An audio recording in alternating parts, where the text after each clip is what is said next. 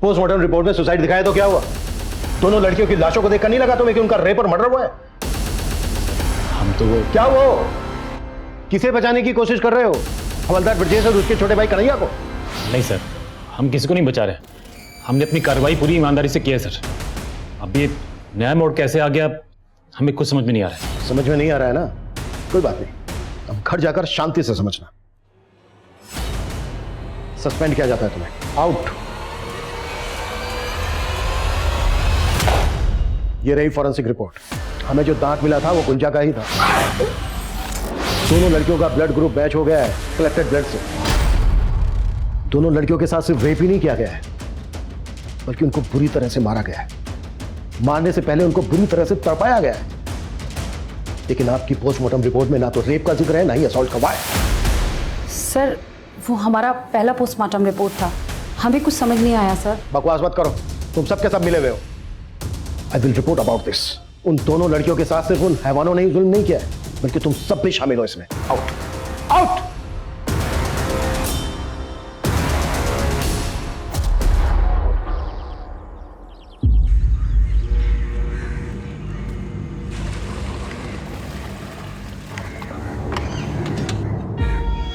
हे शंकर, उधर भी पॉइंट डाल। चल। D-5। गोपाल सर, हमारा जवाब सही है ना? बिल्कुल सही है गुंजा। कैलकुलेटर गलत हो सकता है लेकिन तुम नहीं। 10वीं कक्षा में हो और 12वीं के सवाल इतनी आसानी से हल कर देती हो। शाबाश बेटा। ये सर, हमारा जवाब सही है। रानी, जिस दिन तुम सही जवाब दे दोगी ना, उस दिन पूरे गांव में पेड़े बांटेंगे हम। क्या करें सर, सवाल ही इतना मुश्किल था। पता नहीं 12वीं कब हम पास करेंगे। 12। अरे सवाल का जवाब है 12। कुछ सीखो गुंजा से, समझी? और तुम्हारी सहेली कोमल क्यों नहीं आई आज? वो उसके पेट में दर्द है।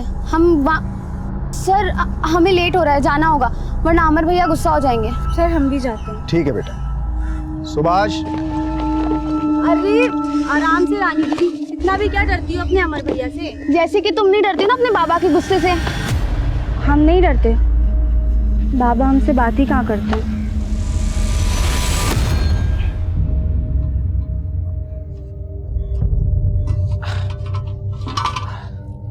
अरे ये नट फिर गिर गया आज, क्या करें इसका?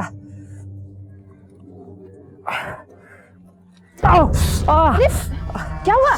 अरे लग गया। आप भी ना चक्का ठीक करने के चक्कर में बार बार चोट लगा लेते। एक बार ठीक से मरम्मत काहे नहीं करवा लेते ठेला का? अब कल किशोरी काका को देके आएंगे सुबह, वही ठीक करेंगे इसको।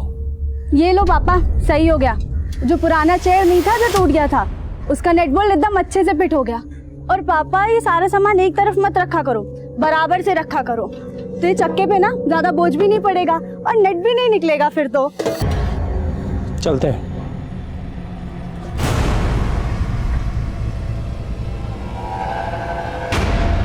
मम्मी,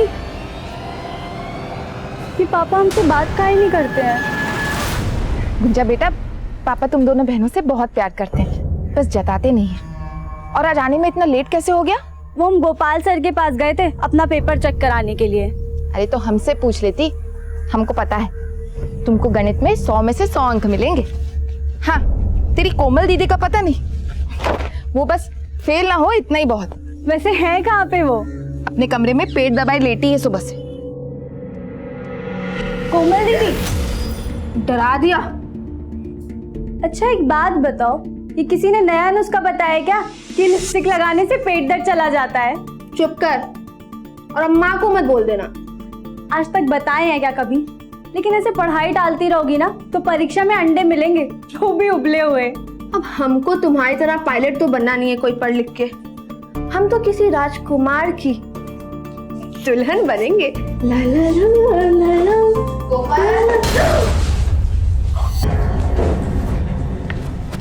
अब तबीयत कैसा है तुम्हारा? मुंह तो देखो कैसा लाल हो पड़ा है। गुंजा, तुम हाथ मुंह धोकर खाना खा लो, हम पानी लेकर आते हैं। अरे नहीं माँ, हम ले आएंगे और रानी दीदी को भी साथ में लेके जाएंगे। हम भी चलेंगे। अरे तुम ठीक भी हो गई? आपके हाथ का काढ़ा पिए थे माँ, ठीक तो होना ही था। अब हम जाएंगे। कोमल, चलो गुंजा। पता है कोमल दीदी, गोपाल सर रानी दीदी से कह रहे थे कि अगर वो इस साल पास हो गई ना तो पूरे गांव में पेड़े बांटेंगे। चुप कर गुंजा, बहुत मारूंगी तुझे। ना ये पास होगी ना गोपाल से पेड़े बांटेंगे।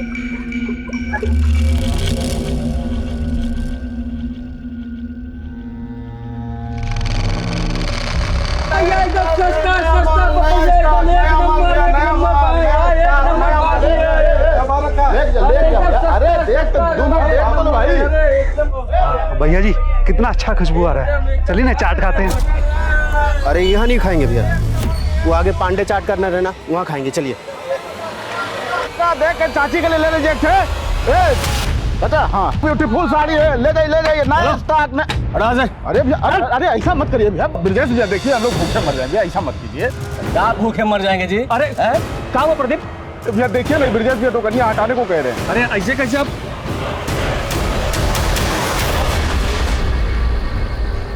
मोबाइल वही बंद करो, पापा आ गए।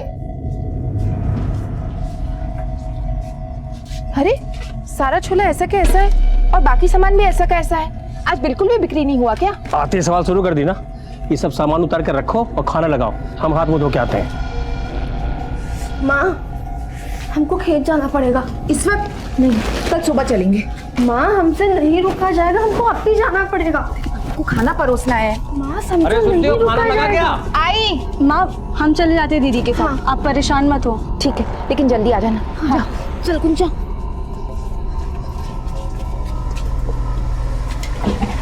चल ये समझा कर गुंजा, ऐसी हालत में हम जल्दी नहीं चल सकते। अरे देखो ना कितना अंधेरा हो गया, और ऊपर से आज हम लाठी लेके भी नहीं आए। अगर जंगली कुत्ते आ गए ना तो वो नोच डालेंगे हमें। क्या सारा पानी हम पे डाल दोगी? आप डरा दी काफी हमको। हमने डरा दिया, ध्यान से चला करो। अरे फोन की बैटरी को भी अभी खत्म होना था, अब क्या करें? पास में ही है, जल्दी चलते हैं यहाँ से। हाँ, लेकिन लोटे का पानी तो गिर गया। आगे कहीं से भर लेंगे, अभी चलो। दीदी कुएं से पानी भर लेते हैं। नहीं, ये बड़े लोग का कुआं है। अरे तो क्या हुआ दीदी, बड़े लोगों का दिल भी बहुत बड़ा होता है, और हमें सिर्फ एक ही लोटा पानी तो चाहिए। ले जल्दी ले।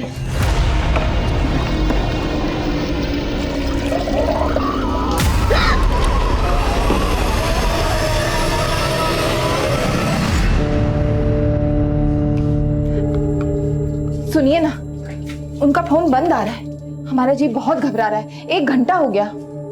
अरे कहाँ जाएंगी, आती होंगी रास्ते में, आ जाएंगे, टेंशन मत लो। जरा देखिए ना, लाठी ले जाना भी भूल गई है।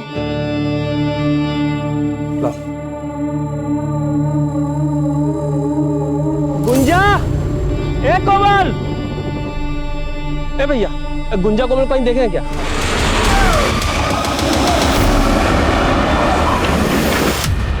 ए प्रदीप, कोमल और गुंजा को देखे हो क्या?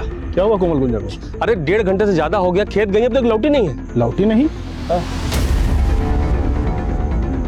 मेरा मकान भी है, हमको मालूम है कौन गायब किया होगा कोमल गुंजा को। कौन?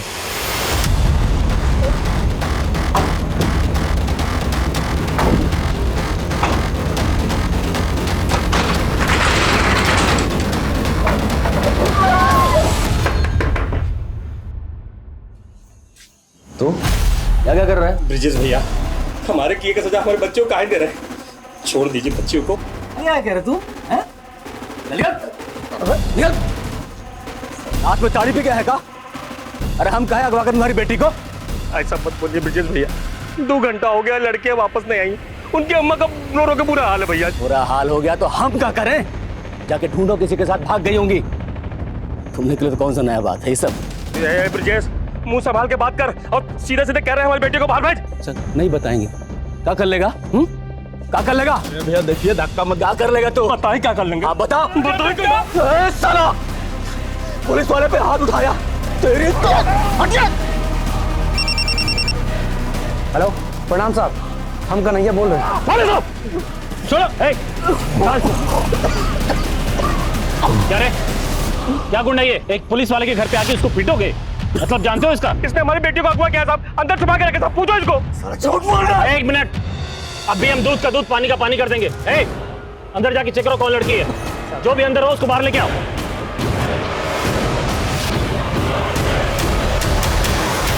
साहब अंदर तो कोई नहीं है, अच्छे से देख लिए। यहाँ तो कोई नहीं मिला। अब तुम हमारे साथ थाने चलो, तुम्हारी दबंगई निकाल। मारेगा।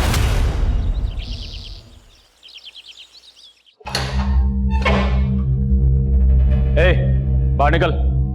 आज के बाद अगर किसी पुलिस वालों को छुआ ना तो याद रखना, जिंदगी भर के लिए अंदर चढ़ा देंगे। कोमल और गुंजा आई का?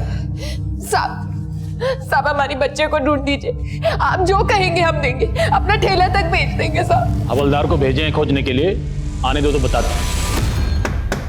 तुम लोग क्यों ना आता? अरे रुक जा।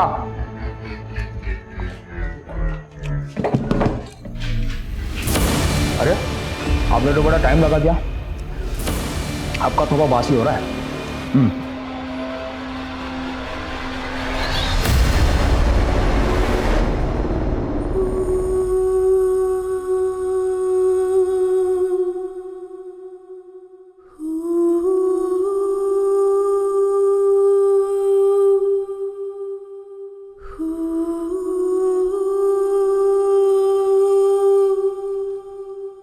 भैया रमाकांत, वो पेड़ के पास गुंजा और कोमल, चलिए।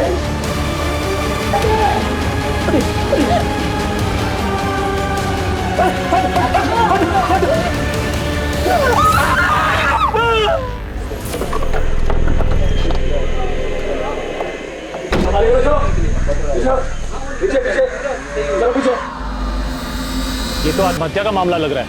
ब्रिजेश उतरवाओ लाश। साहब हमारी बेटी आत्महत्या नहीं कर सकती है साहब। पोस्टमार्टम में सब पता चल जाएगा। हाँ आराम से। जब तक हमारा बेटे को इंसाफ नहीं मिलता साहब, हम लाश नहीं उतारने देंगे। कैसा बेवकूफ वाला बात कर रहे हो? अरे लाश को उतारेंगे, पोस्टमार्टम कराएंगे, रिपोर्ट मंगाएंगे, तब ना इंसाफ दिलाएंगे। स्ट्रेचर मंगाओ। उठाओ लाश को, डालो एम्बुलेंस में। नहीं जाने देंगे। चलो हम नहीं जाने देंगे।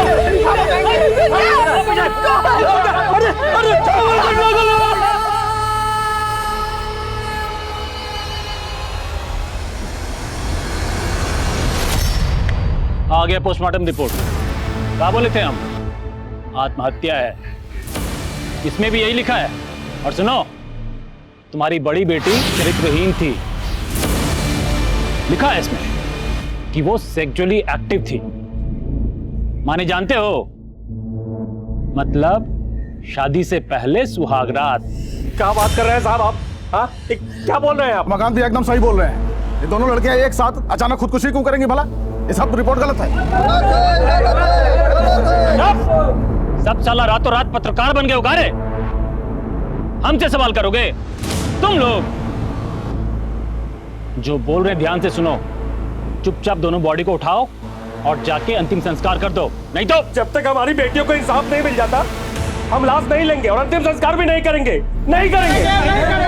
कई सवाल खड़े हो रहे थे, क्या ये हत्या का केस था या फिर आत्महत्या का? लोगों में आक्रोश बढ़ रहा था। वीडियो वायरल होने की वजह से ये केस राजनीतिक और सामाजिक गलियारों में तूल पकड़ रहा था। जन आक्रोश और केस की संवेदनशीलता को ध्यान में रखते हुए ये केस तुरंत इंडियन इन्वेस्टिगेशन एजेंसी को हैंडओवर कर दिया गया।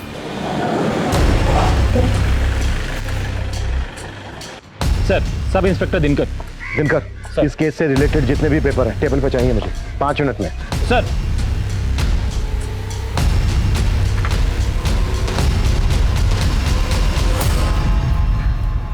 दिनकर, आखिरी बार पूछ रहा हूं मैं, ये सुसाइड था या फिर रेप और मर्डर? सर 100% सुसाइड है। देखिए ना, पोस्टमार्टम रिपोर्ट में भी तो ये लिखा है। एक बात बताओ दिनकर मुझे, अगर ये सुसाइड ही है तो फिर कोमल और गुंजा के कपड़ों पर खून क्यों लगा था? सर खून के धब्बे इसलिए थे क्योंकि दोनों विक्टिम्स का महीना चल रहा था। दोनों बहनों का एक साथ? Are you sure doctor? जी बिल्कुल। रमाकांत संभालो।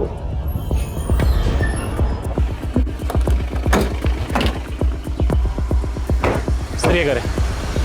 यही कोई 8 सवा 8 बजे निकली थी साहब दोनों बाहर। आपको किसी पर शक है? हम तो पहले दिन से कह रहे थे साहब कि वो हवलदार ब्रिजेश और उसका छोटा भाई कन्हैया वही सब मिलकर किया है साहब। रमाकांत जी, आप इतने यकीन के साथ कैसे कह सकते हैं? क्योंकि साहब उसी दिन दोपहर में बाजार में ब्रिजेश के साथ हमारा कहाँ तो नहीं हुआ था साहब। साहब उसी शाम को जब हम घर आ रहे थे तभी सुने थे दोनों भाइयों को बात करते हुए।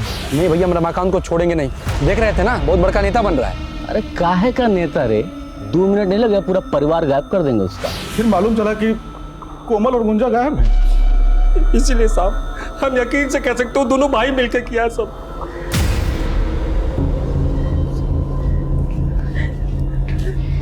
योगिता जी, क्या कोमल और गुंजा का महीना एक साथ आता था? क्या बात कर रहे हैं साहब? तहकीकात और सच को सामने लाने के लिए हमारा जानना बहुत जरूरी है। नहीं, कोमल का महीना 10-12 दिन पहले हो चुका था और गुंजा का आने में कुछ दिन बाकी था। अगर माँ की बात को सही माने सर कि कोमल और गुंजा का महीना एक साथ नहीं चल रहा था, तो कोमल और गुंजा के कपड़ों पर वो खून के धब्बे कहाँ से है? कोमल और गुंजा की डिटेल्स निकालो, दोस्त कौन थे, कहाँ ना जाना था, सब कुछ। सब हवलदार ब्रजेश और उसके भाई कन्हैया को लाओ। सब।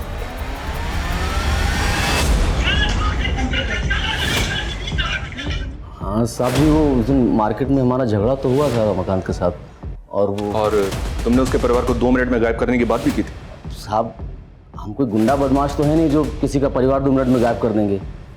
मतलब तुम पे जो ये आरोप लग रहे हैं ये सब के सब बेबुनियाद है। हाँ साहब, सब झूठ है, हमने कुछ नहीं किया है। लेकिन वो बड़ी वाली है ना साहब, उसका तो अफेयर था किसी के साथ। साहब, पोस्टमार्टम रिपोर्ट में साफ साफ लिखा है ना कि वो सेक्सुअली एक्टिव थी।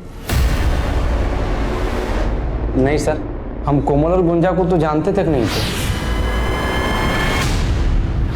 तो फिर बार बार तेरा नाम क्यों आ रहा है बीच में? सर, ब्रजेश भैया के साथ उन लोगों की लड़ाई थी। हो सकता है उनके साथ वो लोग हमें ही फंसाना चाह रहे हो।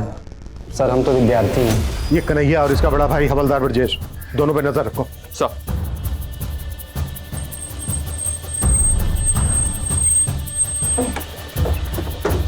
आइए सर।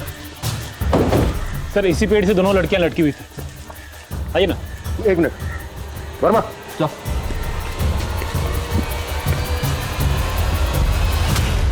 हाइट बहुत ज्यादा है। क्राइम सीन से ना तो कोई स्टूल मिला है ना ही कोई कुर्सी। इतनी हाइट पर जाकर फांसी का फंदा बनाना प्रैक्टिकली मुमकिन नहीं है। Right sir. और गौर करने वाली बात यह भी है सर कि अगर इन दोनों को सुसाइड करना था तो यहीं पे आके सुसाइड क्यों किया? बात ही। हाँ बोलो। सर, गांव में पता किया, रमाकांत का रवैया अपने बेटियों के खिलाफ अच्छा नहीं था। उसे बेटे की बड़ी चाह थी और जब कोमल के बाद गुंजा पैदा हुई तो वो काफ़ी निराश था। बेटियों से सीधे मुंह बात भी नहीं करता था। हमें कोई बात नहीं करना है, और ये ट्यूशन में पैसा खर्चा करने के लिए नहीं है हमारे पास। स्कूल में पढ़ती हो ना तो पढ़ो, वरना छोड़ दो। वैसे भी कोई खास उम्मीद नहीं है तुमसे। वैसे तो अभी तक हम ये मानकर चल रहे हैं कि सुसाइड नहीं मर्डर है, पर यह भी तो हो सकता है कि सर यही पारिवारिक वजह हो दोनों के सुसाइड करने की। नहीं वर्मा, ये सुसाइड तो नहीं लगता। आई एम श्योर ये मर्डर ही है। हाँ, ये हो सकता है कि ब्रजेश और उसके छोटे भाई कन्हैया ने इस कांड को अंजाम दिया। ब्रजेश एक पुलिस वाला है, सबूत मिटाना उसके लिए मुश्किल तो रहा नहीं होगा। कितने ही केसेस में उसने देखा होगा कि सबूत किस तरह।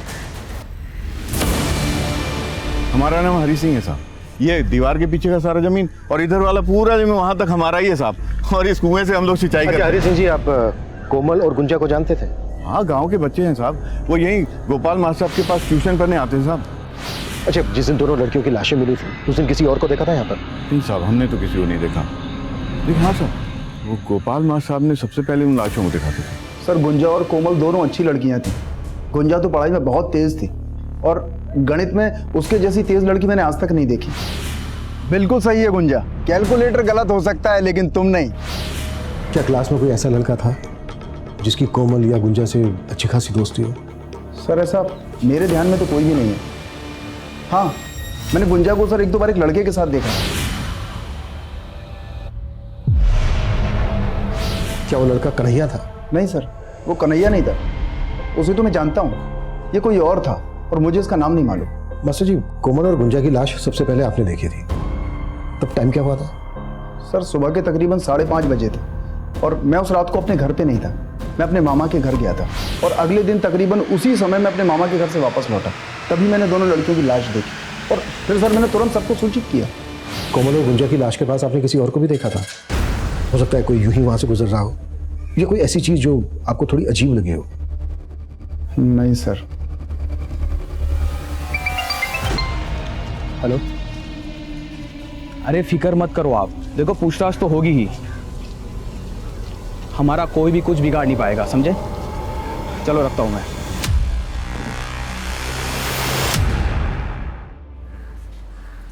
कन्हैया। हाँ सर। तुम यहीं पढ़ते हो? हाँ। क्या इत्तेफाक है, कोमल की खास सहेली रानी भी यहीं पढ़ती है, जानते ही होंगे।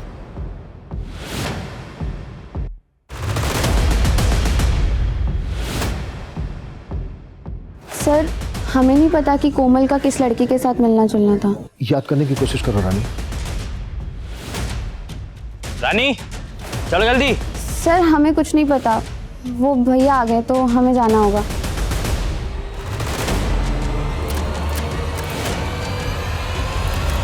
ऐसा लग रहा है जैसे रानी कुछ छिपा रही है हमसे, और इस कन्हैया का भी इस केस से कुछ ना कुछ लेना देना तो है।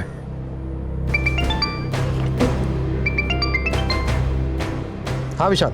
सर गांव वालों ने बताया कि गुंजा को कई बार एक लड़के के साथ देखा गया था, लेकिन वो लड़का इस गांव का नहीं है। गोपाल मास्टर जी जिस लड़के के बारे में बता रहे थे, शायद ये लड़का वही हो।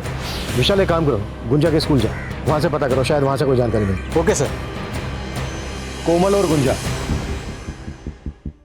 10 मार्च की रात को 8 सवा 8 बजे घर से निकली और अगले दिन तक उनकी कोई खबर नहीं। फिर 12 मार्च की अर्ली मॉर्निंग इन दोनों लड़कियों की लाशें इन्हीं के गांव के एक पेड़ से लटकी हुई मिली। 10 मार्च की रात से लेकर 12 मार्च की सुबह तक ये दोनों लड़कियां कहीं तो थीं, या तो अपनी मर्जी से या फिर फोर्सफुल। लगभग 33 घंटे ये लड़कियां जिस लोकेशन पे थी, हमें उस लोकेशन का पता लगाना है। अगर हमने इस लोकेशन का पता लगा लिया तो केस अपने आप सॉल्व हो जाएगा।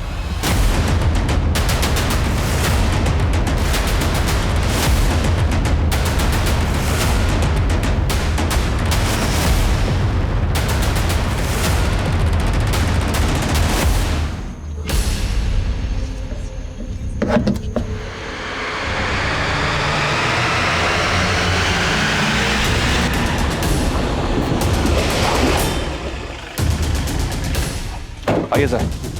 सर ये है।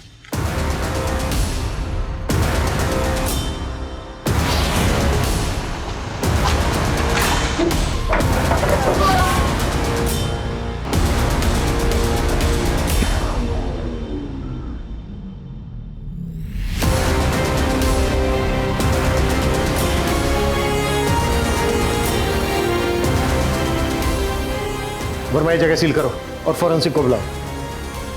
अगर कोमल और गुंजा यहां थे तो उनके साथ जो हुआ है वो किसी हैवानियत से कम नहीं है। ये जो टायर के निशान है ये किसी हैवी व्हीकल के हैं, एसयूवी, ट्रक या टेम्पो। आसपास पता करो कि इस तरह की किसी बड़ी गाड़ी को देखा गया था क्या। Okay sir. पोस्टमार्टम रिपोर्ट में सुसाइड दिखाया तो क्या हुआ? दोनों लड़कियों की लाशों को देखकर नहीं लगा तुम्हें कि उनका रेप और मर्डर हुआ है? हम तो वो क्या वो किसे बचाने की कोशिश कर रहे हो? हवलदार ब्रजेश और उसके छोटे भाई कन्हैया को? नहीं सर, हम किसी को नहीं बचा रहे। हमने अपनी कार्रवाई पूरी ईमानदारी से की है सर। अब ये नया मोड़ कैसे आ गया हमें कुछ समझ में नहीं आ रहा है। समझ में नहीं आ रहा है ना, कोई बात नहीं, अब घर जाकर शांति से समझना। सस्पेंड किया जाता है तुम्हें, आउट। ये रही फॉरेंसिक रिपोर्ट। हमें जो दांत मिला था वो गुंजा का ही था। दोनों लड़कियों का ब्लड ग्रुप मैच हो गया है कलेक्टेड ब्लड से। दोनों लड़कियों के साथ सिर्फ रेप ही नहीं किया गया है, बल्कि उनको बुरी तरह से मारा गया है। मारने से पहले उनको बुरी तरह से तड़पाया गया है। लेकिन आपकी पोस्टमार्टम रिपोर्ट में ना तो रेप का जिक्र है, ना ही असॉल्ट का वार। सर वो हमारा पहला पोस्टमार्टम रिपोर्ट था, हमें कुछ समझ नहीं आया सर। बकवास मत करो, तुम सबके सब मिले हुए हो। I will report about this. उन दोनों लड़कियों के साथ सिर्फ उन हैवानों ने ही जुल्म नहीं किया है, बल्कि तुम सब भी शामिल हो इसमें। Out, out.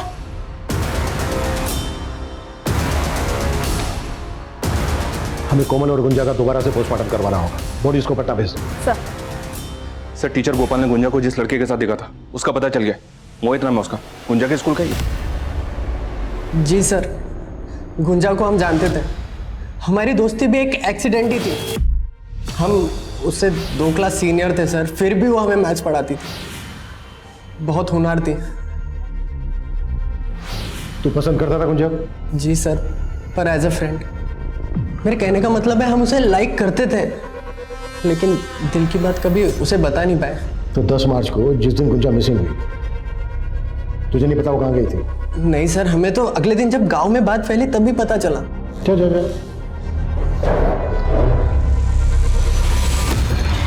सर, पटना से कोमल और गुंजा की पोस्टमार्टम रिपोर्ट्स आ गई। सर रिपोर्ट्स में लिखा है कि दोनों लड़कियों की बॉडी पे इंजरी मार्क्स मिले, लेकिन रेप का कोई साइन नहीं है। और मौत का कारण सुसाइड ही था। What? ऐसा कैसे हो सकता है? कोमल गुंजा को इंसाफ दो, इंसाफ दो, इंसाफ दो। पुलिस प्रशासन, हाय हाय। मुजरिमों को सजा दो, सजा दो, सजा दो। मुजरिमों को सजा दो, सजा दो, सजा दो। अत्याचार नहीं सहेंगे, नहीं सहेंगे, नहीं सहेंगे। दूसरी पोस्टमार्टम के रिपोर्ट के बाद आईआईए के इरादों को भी शक के नजर से देखा जा रहा है। क्या ये एजेंसी किसी के दबाव में काम कर रही है या फिर लोगों के आक्रोश को शांत करने के लिए दोबारा और निष्पक्ष जांच का यह पूरा ढोंग रचाया गया है? विश्वसनीय सूत्रों से पता चला है कि लोगों के विरोध और मीडिया द्वारा उठाए गए सवालों के चलते इंडियन इन्वेस्टिगेटिंग एजेंसी ने दोनों लड़कियों की बॉडीज को तीसरी ऑटोप्सी के लिए दिल्ली ले जाने का फैसला लिया है। क्या तीसरी ऑटोप्सी से जांच को कोई नई दिशा मिलेगी या ये केस भी पुलिस रिकॉर्ड में बंद पड़ी अनगिनत फाइलों की तरह धूल फाकती रह जाएगी? फरमा, इस केस में हमसे कुछ तो छूट रहा है। ये सुसाइड केस तो बिल्कुल नहीं है। विक्टिम की फैमिली का भी यही मानना है और मेरा भी। सर, हमने अभी तक जितने भी एंगल्स टटोले हैं, हमें हर तरफ डेड एंड ही मिला है। जिस जगह पर उन लड़कियों को टॉर्चर किया गया था, वहां वो टायर के मार्क्स किस गाड़ी के हैं, ये भी अभी तक पता नहीं चला हमें। वर्मा, एक काम करते हैं, इस केस से रिलेटेड जितने भी डॉक्यूमेंट्स हैं, कॉल रिकॉर्ड्स, रिपोर्ट्स, फोटोग्राफ्स, सबको दोबारा से अच्छे से स्कैन करते हैं। शायद ऐसा कुछ मिल जाए जो अब तक हमसे छूट रहा है।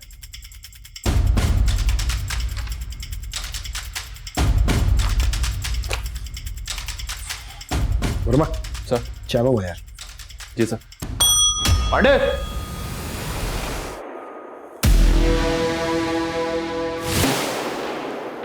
वर्मा, ये इतना बड़ा क्लू हमसे कैसे छूट गया? कौन सा clue sir? Mobile phone. Sir, हम अपनी खोई हुई वर्दी की कसम खा के कह रहे हैं, हमें क्राइम सीन से कोई मोबाइल फोन नहीं मिला था। लेकिन हाँ, हम जब वहां पहुंचे उससे पहले बहुत सारे गांव वाले इकट्ठा हो गए थे।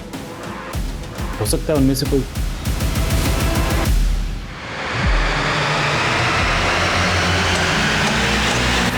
सर, कोमल के फोन की डिटेल्स आ गई हैं। पिछले 2 महीने में कोमल और कन्हैया के बीच में तकरीबन 400 कॉल्स हुए सर। तो ये कन्हैया की रासलीला है? फिर तो कोमल का फोन भी कन्हैया के पास ही होगा। नहीं सर, दरअसल मुकुंदपुर में 2 मोबाइल टावर हैं, एक कन्हैया के एरिया में है और दूसरा इन दोनों लड़कियों के एरिया में। लेकिन सर, कोमल का फोन कन्हैया के एरिया में एक्टिव नहीं था। तो फिर कोमल का फोन कहां एक्टिव था?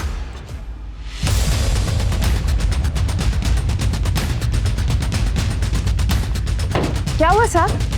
अरे साहब, अगर ध्यान मारो, कोई भी गाना छूटना नहीं चाहिए। हर जगह चेक करो। अरे क्या कर रहे हैं आप लोग? अरे रुकिए साहब, ये क्या क्या कर रहे हैं साहब?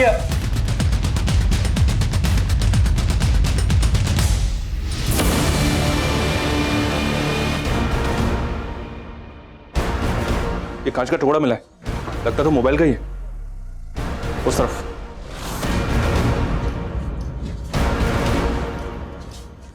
वर्मा सर, बाहर चेक करो।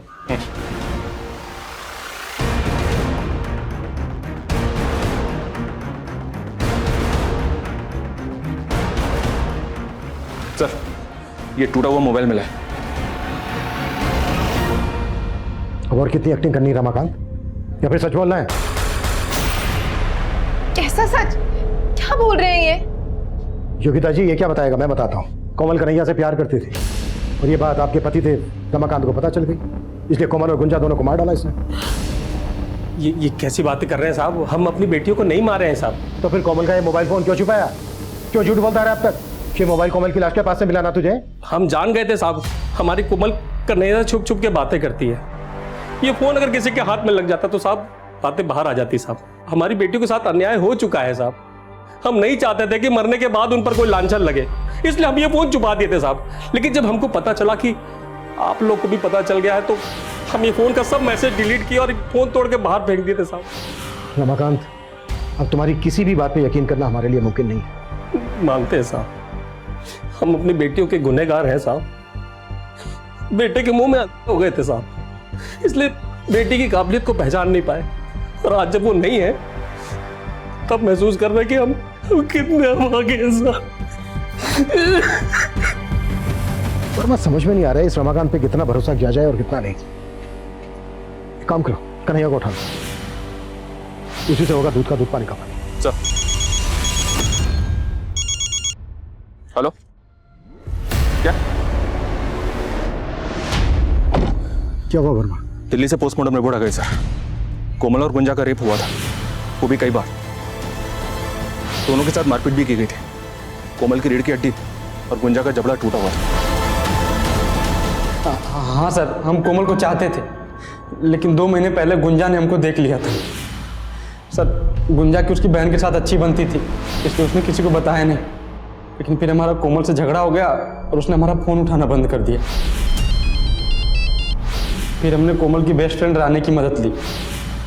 उसे एक सॉरी कार्ड और एक फूल दिया कि वो कोमल को दे दे। सच्चाई अब मैं बताता हूँ तुझे। तू कोमल के पीछे पड़ा था, उसने घास नहीं डाली तुझे, तेरी ईगो को ठेस पहुंची, इसलिए तूने कोमल और गुंजा को किडनैप किया, उनका रेप किया और उसके बाद मार डाला। और इस सब में तेरे भाई कांस्टेबल ब्रजेश ने तेरा साथ दिया। यही सच्चाई है ना? नहीं सर, ये सच नहीं है सर। हम कोमल को प्यार करते थे, लेकिन जब उसकी लाश मिली तो हम एकदम डर गए थे। नहीं सर, कन्हैया को बहुत तोड़ा, लेकिन वो टस से मस नहीं हो रहा। हो सकता है सर सच बोल रहा हूँ। तो क्या रमाकांत झूठ बोल रहा है? अगर रमाकांत उनको मरवाता तो कम से कम अपनी बेटी का रेप तो नहीं करता। तो फिर कोई ऐसा होगा जो ब्रजेश और रमाकांत के बीच झगड़े को अच्छी तरह से जानता है और उस झगड़े का फायदा उठा रहा है। प्रदीप साहब, हम सच कह रहे हैं साहब। हमने ब्रजेश और कन्हैया को बात करते सुना था। ठीक है, मान लिया। अब ये बता, जब ये दोनों ये बात कर रहे थे कितनी दूर थे तेरे से? ज्यादा दूर नहीं थे साहब। हम ब्रजेश और कन्हैया के मोबाइल फोन की लोकेशन निकलवाएंगे। अगर उन दोनों के मोबाइल फोन की लोकेशन तेरे घर के आसपास निकली तो ठीक है, और अगर नहीं निकली तो फिर बैठा कर नहीं, उल्टा लटका कर तेरे से सच निकलवाएंगे। साहब, उस दिन दोपहर को साहब रमाकांत भी और ब्रजेश का झगड़ा हुआ था साहब। तो कन्हैया जो है हमारे इलाके में घूमता रहता है हमेशा। हमको जब ये बात पता चला तो हमको लगा कि वही दोनों होंगे साहब। मतलब उन दोनों को तूने ये बात करते हुए नहीं सुना था? नहीं साहब। तू अपना बदला लेने के लिए ब्रजेश को इस केस में फंसा रहा था ना, क्योंकि वो तेरी दुकान हटवा रहा था।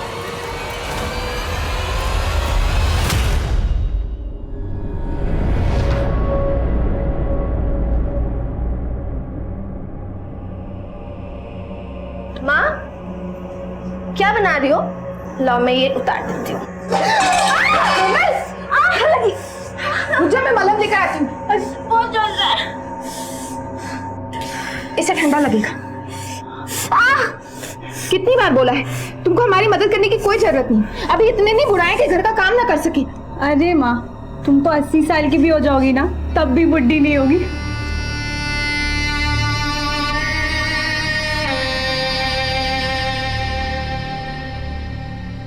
माँ, ये दुपट्टा कैसा लग रहा है हम पे?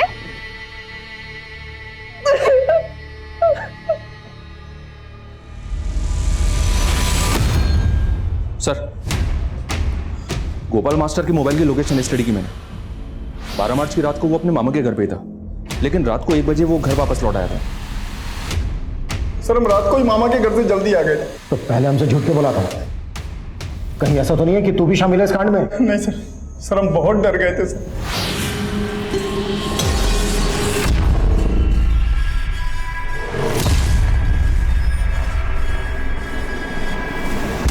इतनी बड़ी बात पुलिस से क्यों छुपाई?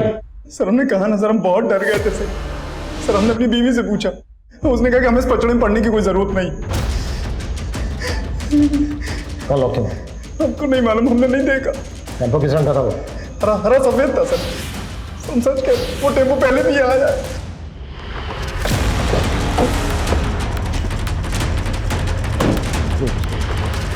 सर, इस लिस्ट में गांव के ऐसे 50 लोगों के नाम हैं जो अक्सर टेम्पो हायर करते हैं। उनमें से 4 या 5 लोग ऐसे हैं जो ज्यादातर हरे और सफेद रंग का टेम्पो हायर करते हैं। इन सबको उठाना, बैकग्राउंड चेक करो इनकी, और पता करो कि 10 मार्च से लेकर 12 मार्च के बीच ये कहाँ है। Okay sir.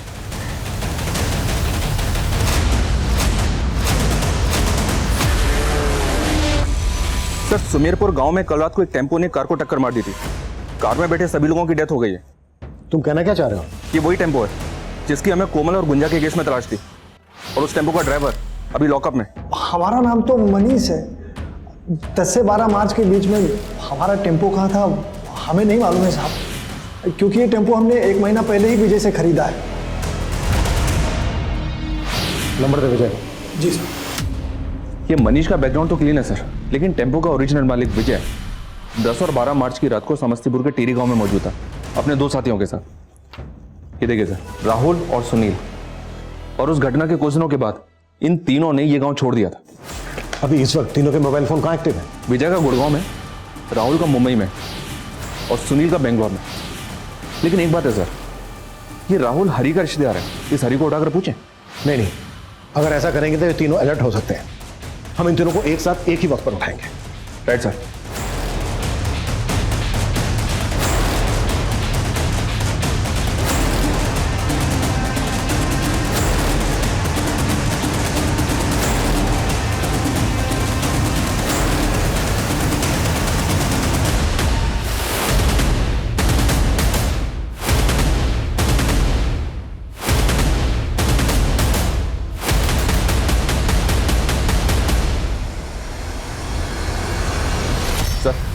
सब टारगेट कंफर्म हो गए, उठा लें?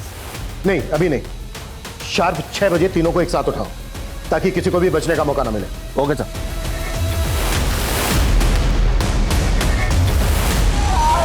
रोना तो अब तुम लोगों को जिंदगी भर है। चलो हो जाओ शुरू। बोलो क्यों किया ये सब?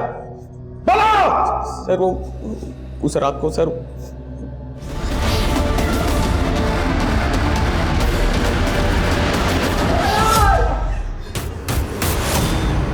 इस राहुल के सीडीआर में एक नंबर यहाँ का भी मिला है। यहाँ का? जी सर, इसी थाने से 10 मार्च को राहुल को कॉल किया गया था। किसने कॉल किया था? सर जी सर, रात को हम लोग टेम्पो लेकर जा रहे थे। उस रात को दरोगा साहब ने हमें रोका था।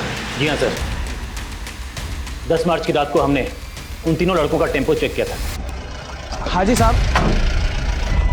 ये हेडलाइट कैसे खराब है? साहब वो थोड़ी सी बिगड़ गई है। बिगड़ गई?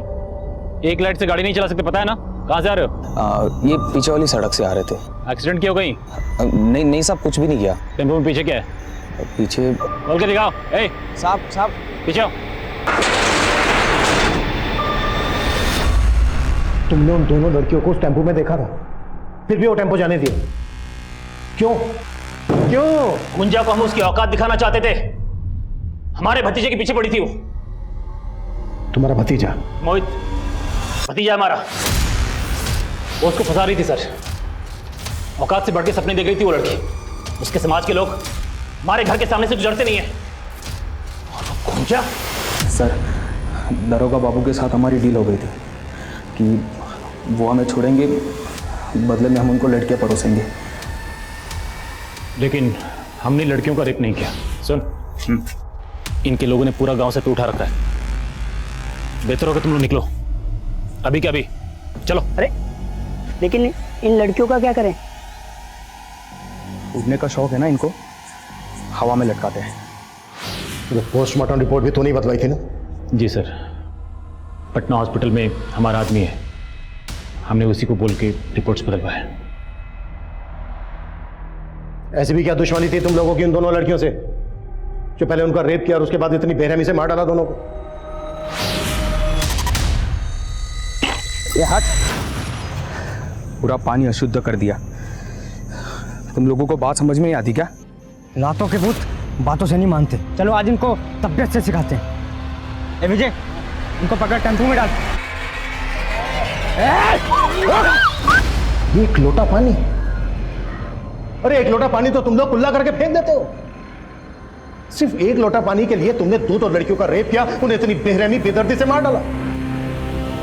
इतना कुट्टो कि इनकी चीखें मुझे मेरे केबिन में सुनाई देनी चाहिए।